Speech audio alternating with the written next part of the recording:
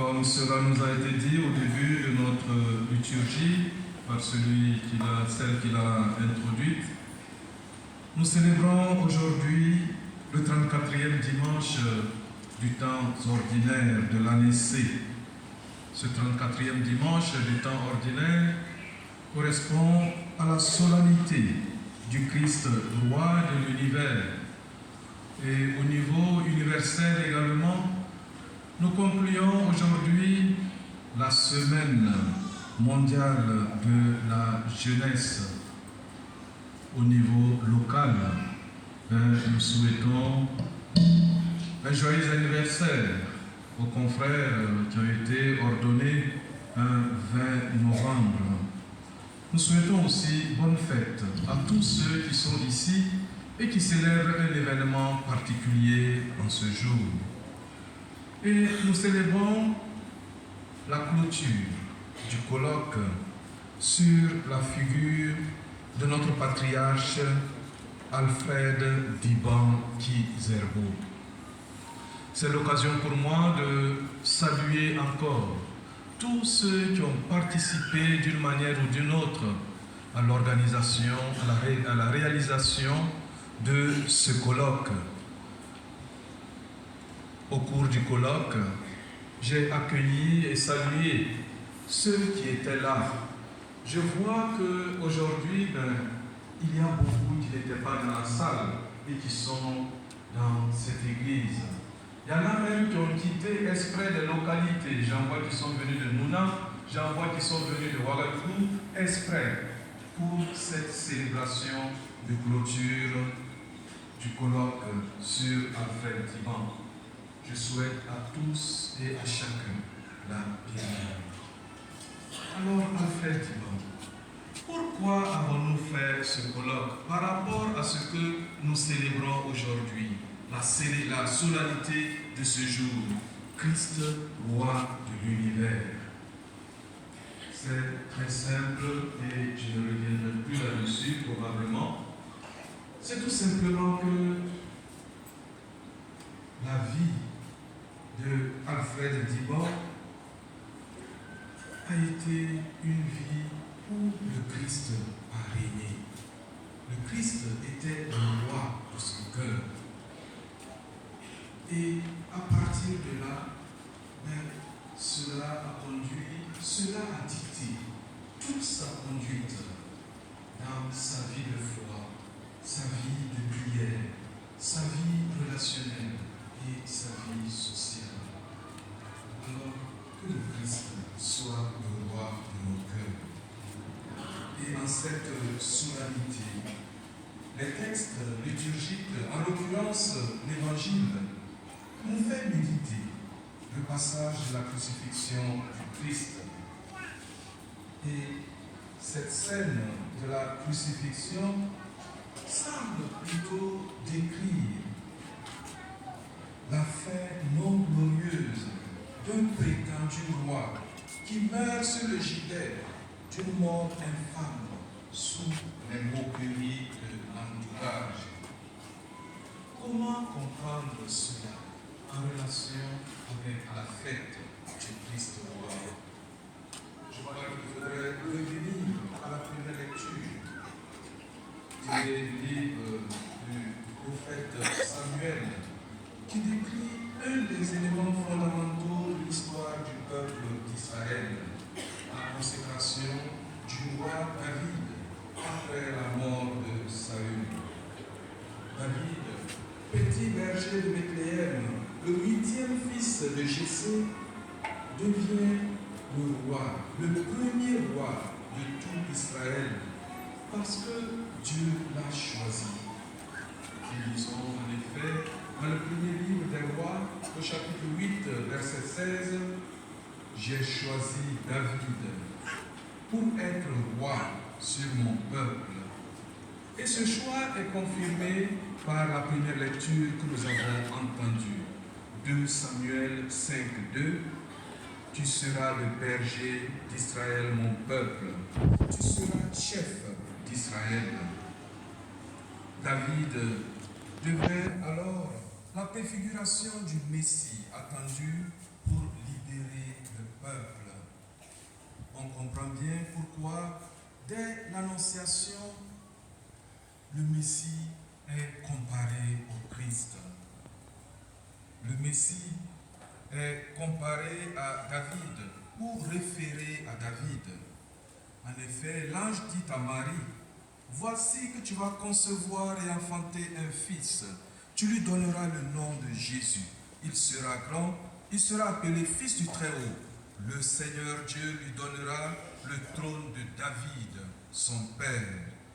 Il régnera pour toujours sur la maison de Jacob et son règne n'aura pas de fin. » Jésus le Nazaréen, Jésus-Christ, Fils de Dieu, ne sera pas seulement roi d'Israël sur le trône de David, il sera roi de toute l'humanité. Il est roi de toute l'humanité.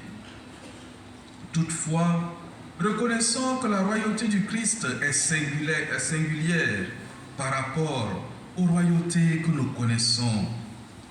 La royauté du Christ, en effet, tranche de celle du monde qui rime avec le luxe, la richesse matérielle, la gloire et l'honneur, la force et la puissance. En revanche, au cœur du mystère de la royauté de Jésus, c'est la croix. Il est juste de dire que la véritable royauté de Jésus s'accomplit à l'heure de sa crucifixion. Jésus n'est jamais tant roi que lorsque depuis son trône qu'est sa croix, il pardonne et il donne la vie par amour. C'est par sa croix qu'il porte à son achèvement les sacrifices de l'ancienne alliance et devient ainsi l'unique médiateur entre Dieu et les hommes. Lui-même nous l'a dit, « Quand j'aurai été élevé de terre, j'attirerai à moi tous les hommes. » Une observation des personnages dans l'évangile de ce jour nous permet d'avancer plus en profondeur dans la compréhension de la royauté particulière et ses corollaires. Et cela nous permet de comprendre mieux le message central de la fête de ce jour. Dans le récit de Saint Luc, nous pouvons décrire 4 groupes de personnes autour de la croix. Nous avons le peuple qui regarde, les chefs des Juifs qui ricanent, les soldats romains qui se moquent. Jésus en croix est bien, comme dit Saint Paul, un scandale pour les Juifs, une folie pour les païens. Quant au 4e groupe, ce sont les 2 malfaiteurs crucifiés avec Jésus. L'un se révolte et fait chorus avec les moqueurs. Le second espère et se désolidarise de la haine. À 4 reprises, revient le verbe « sauver » en lien avec le nom de Messie, Christ ou Roi. Il en a sauvé d'autres, disent-ils, qu'il se sauve lui-même s'il est le Christ, l'élu. Si tu es le roi des Juifs, sauve-toi toi-même. N'es-tu pas le Christ? Sauve-toi toi-même et nous aussi avec. Alors, sans savoir, sans s'en douter, ces hommes qui défient Jésus nous orientent vers l'essentiel du mystère de ses souffrances et de sa mort. Jésus ne veut pas se sauver de la croix parce qu'il veut nous sauver par sa croix, par l'amour qu'il donne au Père et à l'humanité sur la croix. C'est cet amour qui est la force du salut et non la souffrance en elle-même. Cela nous enseigne que Jésus ne nous sauve pas de nos croix quotidiennement. sachons que Jésus ne nous sauve pas de nos croix. Il nous sauve par sa croix. C'est par l'amour qu'il nous a prouvé sur sa croix qu'il nous sauve. Alors, quand nous sommes secoués par les expériences de la vie, la grande tentation n'est-elle pas pour nous de dire « Si tu es le Fils de Dieu, fais quelque chose pour moi ». Et il arrive même que certains en viennent à perdre même la foi. En effet, on entend dire « Si Dieu est bon, pourquoi le mal existe-t-il » Rappelons-nous bien, c'est essentiel, du mystère de la passion du Christ. Jésus ne nous sauve pas de la croix, il ne nous sauve pas de notre croix, mais il nous sauve par sa croix. Il nous offre de faire à notre tour de nos croix une épreuve d'amour.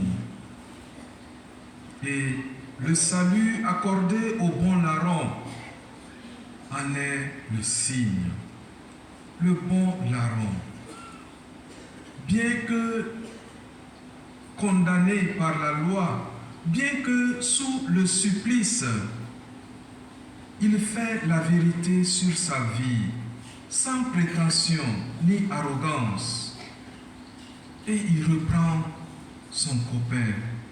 Tu ne crains pas Dieu. Tu es pourtant un condamné, toi aussi. Puis pour nous, c'est juste. Après tout ce que nous avons fait, nous méritons ce que nous avons.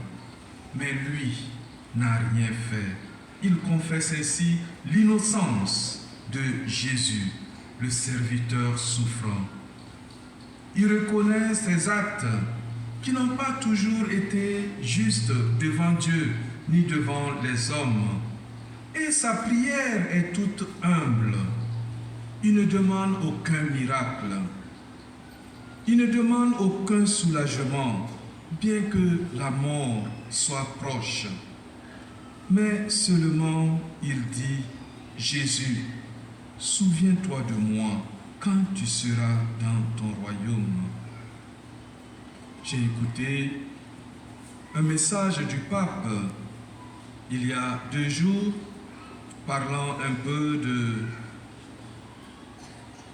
de cette expression du bon larron. Le pape nous dit que toute la prière du bon larron, ce n'est pas « souviens-toi de moi quand tu viendras dans ton royaume », parce que les autres ont dit presque la même chose, « sauve-toi et nous avec ». Mais toute la prière du bon larron était le mot « Jésus ». Il reconnaît Jésus, qui veut dire Dieu sauve. Il a crié vers son Seigneur. Il a ouvert son cœur à son Seigneur. Ainsi, le Seigneur est devenu le roi de son cœur. Et c'est cela qui a permis qu'il soit sauvé. Chers frères et sœurs, cela nous interpelle, nous, aujourd'hui. Mais avant de parler de l'interpellation, je me demande si nous savons le contexte dans lequel la solennité du Christ roi a été instituée. Beaucoup certainement ne le savent pas. Disons que la solennité du Christ roi a été instituée par le pape Pie XI, le 11 décembre 1925. Et il a institué cette solennité pour 2 raisons. La première raison est que la première guerre mondiale, 14-18, venait de finir et elle avait fait beaucoup de ravages. Le pape pensait donc invoquer le Christ, roi de l'univers, pour que la paix revienne dans le monde. La deuxième raison est que en 1917, la Russie est devenue communiste, donnant au monde un modèle de régime athée. Il fallait donc rappeler qu'aucune société ne peut se bâtir sur le refus de Dieu. La solennité donc du Christ roi est instituée dans un contexte de guerre ou d'après-guerre et dans un contexte d'athéisme. Alors, au regard de notre actualité sociopolitique, j'ai bien l'impression que la situation n'a guère évolué positivement. Au contraire, j'ai envie de dire qu'elle s'est empirée. En effet, aujourd'hui encore, notre monde est émaillé de guerre, de terrorisme, de laïcité agressive, d'athéisme pratique, de relativisme intellectuel et moral, et j'en passe. On assiste à une crise multidimensionnelle dont les origines ne sont pas seulement matérielles et financières, mais encore plus culturelles et spirituelles. Nous sommes confrontés à la corruption morale, à l'indifférence spirituelle, à l'immoralité, la cupidité, l'engouement pour les richesses illicites, le gain facile, le recours éhonté à la corruption et au vol, l'égoïsme, l'individualisme, et j'en passe. Cette réalité contemporaine a besoin de la royauté du Christ pour être assainie et purifiée. Aussi, cette réalité interpelle-t-elle notre conscience de chrétien en cette fête du Christ roi? La solennité du Christ roi interpelle les chrétiens engagés dans la vie du monde à établir le règne du Christ dans le monde. Et cela est une tâche première pour les laïcs. En effet, nous lisons dans la Constitution Lumen Gentium au numéro 36 que par la gestion du temporel, qui est leur domaine propre, les laïcs ont pour vocation de chercher le royaume et de le faire advenir en administrant les choses et en les ordonnant selon Dieu. Par les œuvres proprement profanes, ils veilleront à ce que le monde soit imprégné de l'Esprit du Christ et atteigne plus efficacement son but de justice, de charité et de paix. Lumen Gentium 36. Toutefois, on peut parfois être tenté de garder notre conviction religieuse uniquement dans le cercle familial et pactiser plus ou moins avec l'esprit du monde dans sa profession. On se donne comme prétexte que de nos jours, il n'y a pas d'autre solution que de faire quelques compromis comme tous les autres. C'est oublier les exigences de l'Évangile.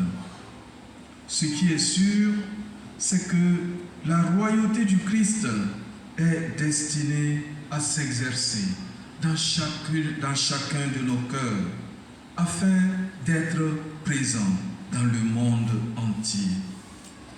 Chacun peut et doit œuvrer dans ce sens, afin d'instaurer le règne du Christ roi sur notre personne, sur nos familles et dans les domaines publics qui dépendent de nous dans la cité. Il y a mille et une manières d'instaurer l'ordre chrétien autour de soi. Et sa construction passe parfois par des actions modestes. Ici, nous pourrons reprendre toute la vie de notre patriarche Alfred d'Iban, toutes ses œuvres pratiquement. Bien, chers frères et sœurs, la solennité du Christ roi pose une question. À qui est-ce que je reconnais le pouvoir sur mon existence?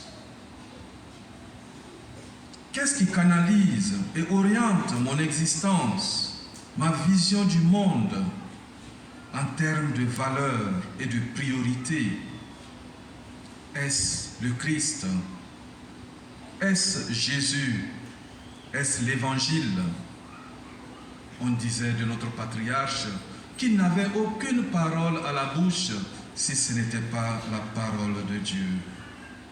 C'est dire donc que toute sa vie, il l'orientait selon cette parole de Dieu. En cette fête du Christ roi, chacun est invité à choisir à nouveau que le Christ règne en lui et à l'honorer. Honorer le Christ roi de l'univers, c'est écouter sa voix, c'est agir avec lui contre toute forme d'exclusion, c'est agir en rassembleur. En tant que chrétiens, nous sommes appelés à vivre à la manière de Jésus, dont la vie n'est rien d'autre que service dans l'humilité. Servir et servir jusqu'à donner sa vie.